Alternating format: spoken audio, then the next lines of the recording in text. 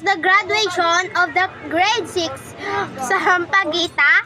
So, let me announce the best in perfect attendance. Renz T. Canoy. At magkakuha siya ng best in pala MN. At makakuha din siya ng best in Damak.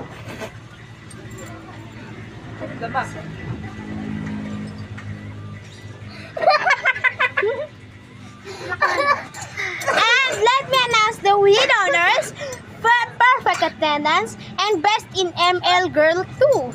Si Renesme and Kanoy! She also get a perfect attendance with honors and best in ML Girl. Picture. Friends, picture na ta. Dali. Come on. Magpasalamat mo isa-isa. Si Renz mauna. Kaya magpasalamat ka. My name is Regent Canoy. Nakuha ko minades. Ang teacher na chismos na. Wala utang sa kantin. Di ba yadan? Sige, anak. Di ba yadan sa kantin? Anak kong kasmet na bulok pa kayo. Wala! Bakit ako bulok? Sa akin. Akong teacher, chismosa. Na siya lalaki. Wala utog. Oh! Ay, thank Tama. you. Grab, dili ka dili na. Pula ba kay ligo, ha? Ito ka namin ligaw niya. Ako naman. So, thank you, Renz. Kano, dito mo ba? Tama mo ba kayo magpidang? So, ayan guys. So, ma-announce naman ang, magkasalamat naman ang amuang with honors and perfect attendance.